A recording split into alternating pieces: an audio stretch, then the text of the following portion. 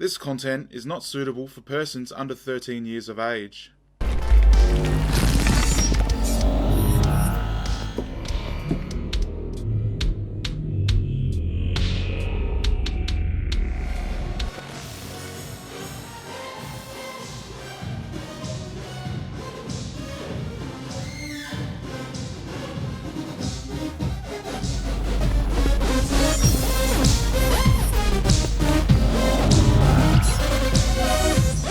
Hello and welcome back again, all of my Total Legends. Today we're taking a good look at the egg by X-Transbots. It's not as big as a schoolboy's head, but it's still pretty big. Now, before we get to the good stuff, I do need to clear up a few things and some misinformation. Do not put an LS14500 battery in Dr. Egg and expect it to charge. The LS14500 is not rechargeable, and if you do try to charge it, it will explode like a grenade.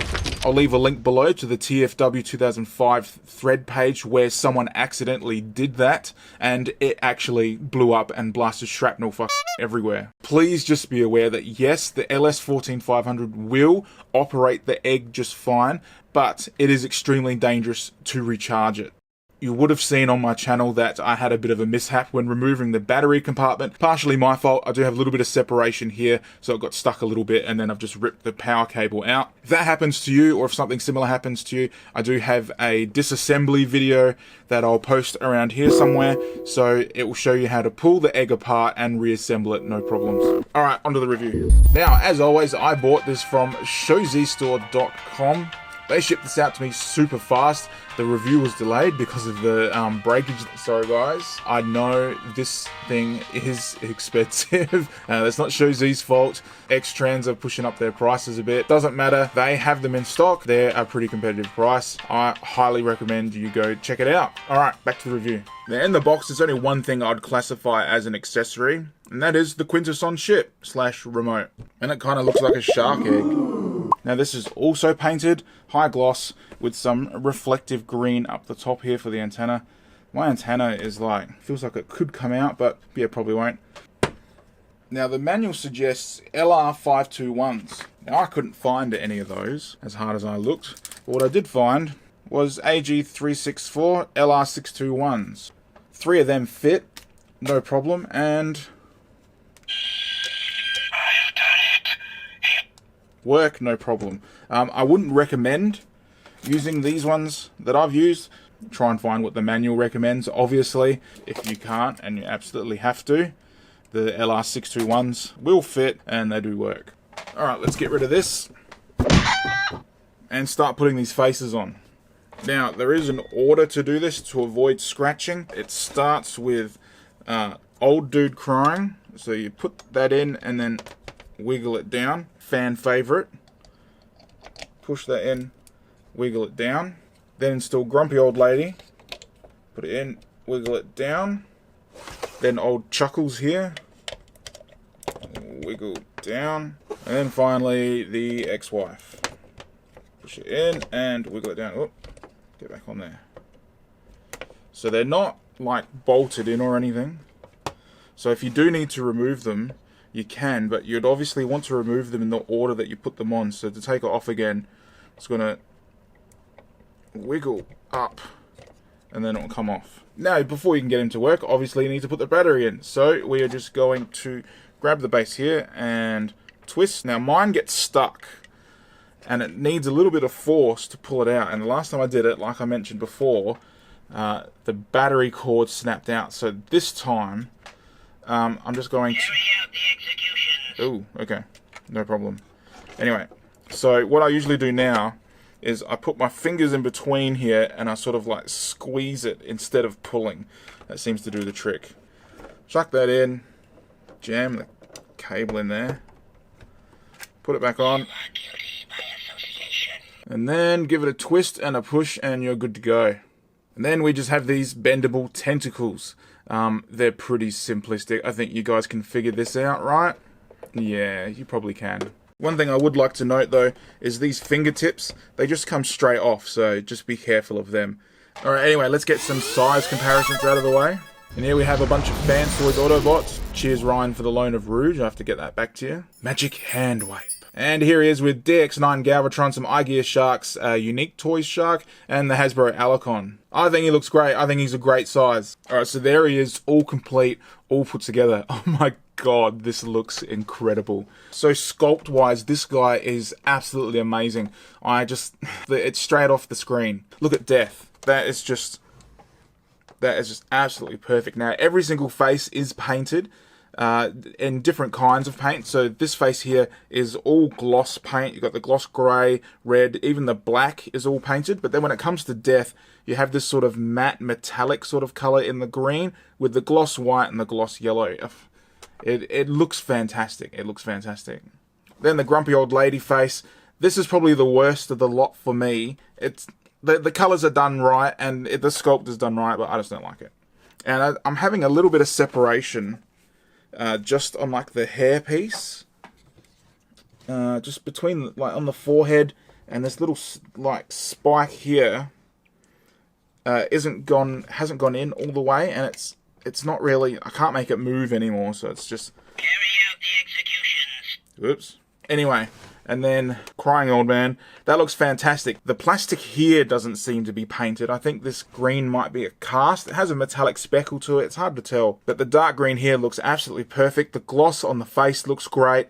The tears look like separate pieces that have been inserted. But, yep, fantastic. Chuckles is probably the most boring out of the lot. There's not really much going on in his face. Not much detail in that. It does look accurate, though, so that's fine. The two-tone in his hair piece looks good. So there's not really much more to say about him aesthetically, other than it's awesome. I'm really glad that I have it. Yeah, it was a little bit expensive, but now that I have it in hand, how I feel and how a lot of other people feel about it is, once you have it in hand, you feel like it's worth it. It's a bit hard to convey that in photos and video. But anyway, alright, it's time to check out the gimmick. Now, I'm going to switch some of my lights off, and we'll mess around with the camera settings, and we'll see if we can get a good look in the dark on this guy. I will need to leave one of them on just a little bit, just so my camera has something to pick up. But, where's the front? Let me just align it. I praise your decision. Oop. Wrong person, hang on. I've done it. Carry out the execution. There we go. Alright, let's go.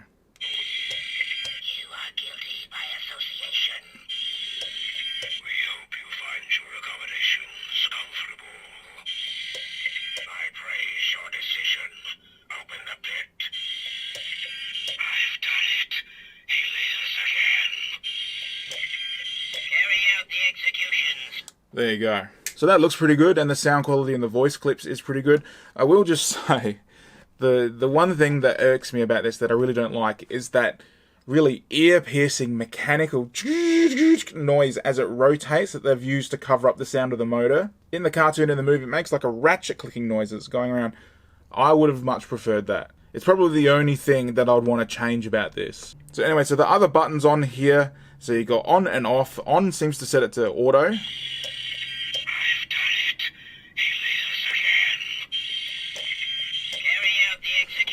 And then push off. But even when I turn it off, it's still on, because if I do this, see, it's still on. Let me just hang on, let me just reset it.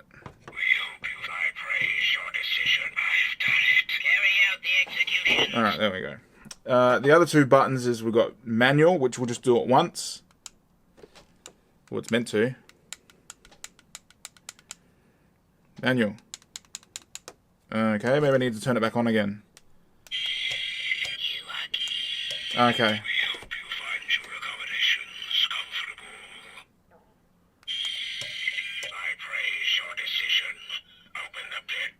Right, okay. And then if you want it to start doing it all automatically again, I guess I'll just push the auto button. Yeah, okay. Great, okay. So off isn't really turning it off. It's still sort of on. Anyway, stand up. My base is a bit wobbly for this thing. Alright, so that's pretty much it. There isn't really much more to say about this guy. It's a neat gimmick. It's pretty cool. Am I going to use it again? Yeah, maybe. I have no idea. Probably not. I'm probably actually going to take the battery out of it now. just in case it leaks or whatever. What would have been another neat idea would be to add a motion sensor to the front, so you can put it on your shelf and every time you walk past it, it yells some shit at you. That would have been cool. But probably would have bumped the price up another $50, and we don't want that. Yeah, anyway, alright, final thoughts. Alright, final thoughts wise, is it worth it and should you buy it? Worth it is a hard sell, I'll tell you, because for what it does it all really perfectly. I had a couple of little mishaps, nothing too serious, nothing worth sending it back over. One of them was my fault, sort of. For what it is and for what it does it all really, really well.